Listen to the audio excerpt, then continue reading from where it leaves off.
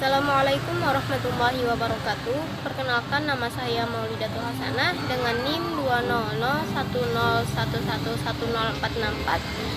Di sini saya akan menjelaskan tentang pengertian ketahanan nasional dan sejarah ketahanan nasional. Baiklah, langsung saja kita masuki penjelasan pertama, yaitu tentang pengertian ketahanan nasional. Ketahanan nasional adalah suatu kondisi dinamis suatu bangsa yang berisi keuletan dan ketangguhan yang mengandung kemampuan mengembangkan kekuatan nasional dalam menghadapi dan mengatasi segala ancaman, gangguan, hambatan, dan tantangan, baik yang datang dari luar maupun dari dalam negeri, yang langsung maupun tidak langsung, membahayakan integritas, identitas kelangsungan hidup bangsa dan negara, serta perjuangan dalam mengejar tujuan nasional Indonesia. Selanjutnya ada hakikat ketahanan nasional. Hakikat ketahanan nasional adalah keuletan dan ketangguhan yang mengandung kemampuan mengembangkan kekuatan nasional untuk dapat menjamin kelangsungan hidup dan tujuan negara. Hakikat konsepsi nasional Indonesia adalah pengaturan dan penyelenggaraan kesejahteraan dan keamanan secara seimbang, serasi, dan selaras dalam seluruh aspek kehidupan nasional. Ketahanan nasional tergantung pada kemampuan bangsa dan seluruh warga negara dalam membina aspek alamiah serta aspek sosial sebagai landasan penyelenggaraan kehidupan nasional di segala bidang. Selanjutnya ada sejarah ketahanan nasional.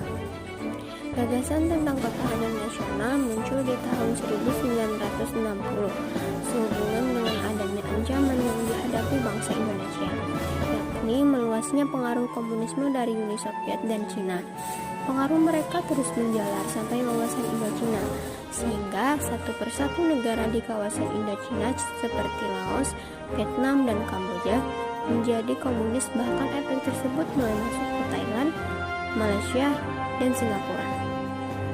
Gejala tersebut mempengaruhi para pemikir militer di lingkungan SSKAD atau Sekolah Staf Komando Angkatan Darat atau sekarang SESKOAD. Mereka mengadakan pengamatan dan kajian atas kejadian tersebut. Pada tahun 1960-an, gerakan komunis semakin masuk ke wilayah Filipina, Malaysia, Singapura, dan Thailand. Dan pada tahun 1995, komunis Indonesia bahkan berhasil mengadakan pemberontakan gerakan 30 September 1965 yang akhirnya dapat diatasi. Menyadari hal tersebut, maka gagasan dan unsur apa saja yang ada dalam diri bangsa Indonesia serta apa yang seharusnya dimiliki agar kelangsungan hidup bangsa Indonesia terjamin di masa-masa mendatang terus menguat. Kemudian pada tahun 1968, pemikiran tersebut dilanjutkan oleh Lembaga Pertahanan Nasional atau Lemhanas. Kesiapan menghadapi tantangan dan ancaman itu harus diwujudkan dalam bentuk ketahanan bangsa yang dimanifestasikan dalam bentuk perisai atau tameng yang terdiri dari unsur ideologi, ekonomi, sosial, dan budaya militer. Tameng yang dimaksud adalah sublimasi dari konsep kekuatan SSKAD.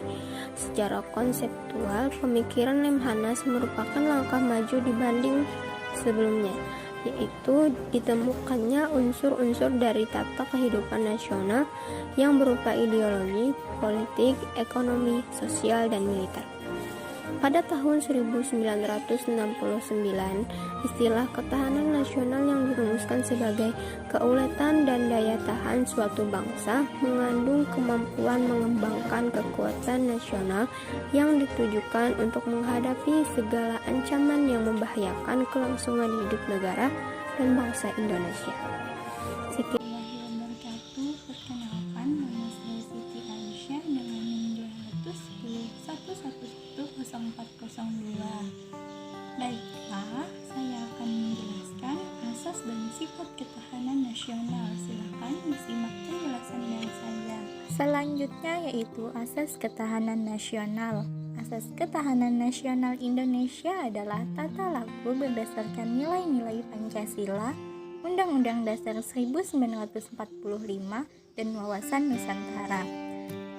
Asas ketahanan nasional yang pertama yaitu Kesejahteraan dan keamanan.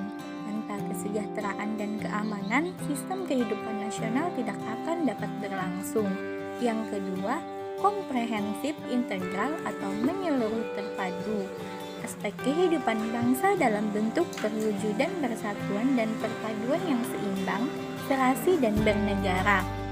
Yang ketiga yaitu mawas ke dalam dan mawas keluar. Aspek kehidupan bangsa yang saling berinteraksi dengan lingkungan sekelilingnya dalam proses interaksi tersebut dapat timbul sebagai dampak baik yang bersifat positif maupun negatif. Untuk itu diperlukan sikap mawas ke dalam dan mawas keluar. Yang keempat yaitu kekeluargaan, mengandung keadilan, kearifan, kebersamaan, kesamaan, gotong royong, tenggang rasa dan tanggung jawab dalam kehidupan bermasyarakat, berbangsa dan bernegara. Selanjutnya yaitu sifat ketahanan nasional. Sifat ketahanan nasional memiliki sifat yang terbentuk dari nilai-nilai yang terkandung dalam landasan dan asas-asasnya. Sifat ketahanan nasional yang pertama yaitu mandiri, adalah kemampuan dan kekuatan sendiri serta pada keuletan dan ketangguhan yang mengandung prinsip tidak mudah menyerah dengan tumpuan pada identitas, integritas, dan kepribadian bangsa. Yang kedua ada dinamis, yaitu senantiasa diorientasikan ke masa depan dan dinamikanya diarahkan untuk pencapaian kondisi kehidupan nasional yang lebih baik. Yang ketiga wibawa, maka makin tinggi pula nilai kewibawaan dan tingkat daya tangkal yang dimiliki oleh bangsa dan negara Indonesia. Yang keempat, konsultasi dan kerjasama, tidak mengutamakan sikap konfrontatif dan antagonis, tidak mengandalkan kekuasaan dan kekuatan fisik semata, tetapi lebih mengutamakan sikap konsultatif, kerjasama, serta saling menghargai. Assalamualaikum teman-teman. Perkenalkan, nama saya Zaitun dengan NIM 210 11 10 727. Skuy, simak videonya sampai selesai ya. Nah, selanjutnya di sini ada sifat ketahanan nasional. Jadi, sifat ketahanan nasional itu terbentuk dari nilai-nilai yang terkandung dalam landasan dan asas-asasnya. Terus di sini ada sifat ketahanan nasional yang terbagi menjadi 4 bagian. Yang pertama ada mandiri, ada dinamis, ada wibawa, dan ada konsultasi kerjasama. Mandiri ini adalah prinsip yang tidak mudah menyerah, sedangkan dinamis adalah pencapaian kondisi kehidupan nasional yang lebih baik. Selanjutnya ada wibawa, yaitu tingkat daya tangkal yang dimiliki oleh bangsa dan negara Indonesia. Dan yang terakhir konsultasi dan kerjasama, yaitu lebih mengutamakan sikap konsultatif, kerjasama, serta saling menghargai. Selanjutnya ada kedudukan dan fungsi ketahanan nasional. Jadi, kedudukan ketahanan nasional merupakan suatu sistem yang diyakini kebenarannya oleh seluruh bangsa Indonesia. Sedangkan fungsi ketahanan nasional yaitu sebagai pola dasar pembangunan nasional. Nah, selanjutnya ada 2 bagian unsur-unsur ketahanan nasional. Yang pertama ada Pancagatra dan yang kedua ada aspek ideologi. Baiklah, Pancagatra adalah hubungan manusia dengan sesama, alam sekitarnya maupun manusia dengan dirinya sendiri dalam bentuk kebutuhannya. Sedangkan aspek ideologi yaitu suatu ideologi, pandangan hidup, pandangan dunia, karena sebagai dasar untuk mencapai cita-cita nasional. Assalamualaikum warahmatullahi wabarakatuh. Perkenalkan, nama saya Jaratul Jinan dengan NIM 201011111106. Di sini saya akan melanjutkan materi tentang konsep ketahanan nasional dan studi kasus tentang hilangnya pulau-pulau terluar di Indonesia. Konsep ketahanan nasional. Ketahanan nasional yakni konsepsi pengaturan dan penyelenggaraan keamanan dan kesejahteraan secara seimbang, serasi, dan selaras yang dilaksanakan melalui pembangunan nasional dan pembangunan daerah sebagai bagian integral dari pembangunan nasional. Hal ini berarti pada saat kita menyelesaikan masalah keamanan harus ikut dipikirkan kesejahteraan. Demikian pula sebaliknya. Studi kasus tentang hilangnya pulau-pulau terluar Indonesia. Menurut Peraturan Presiden Nomor 78 tahun 2005 tentang pengelolaan pulau-pulau kecil terluar tercatat ada 92 pulau terluar wilayah Negara Kesatuan Republik Indonesia. Yang pertama, aspek-aspek pengelolaan pulau-pulau kecil terluar, yaitu pertahanan dan keamanan sumber daya alam geografi. Yang kedua, kelembagaan dalam pengelolaan pulau-pulau kecil terluar. Tim tersebut merupakan wadah koordinasi non-struktural yang berada di bawah dan bertanggung jawab langsung kepada Presiden.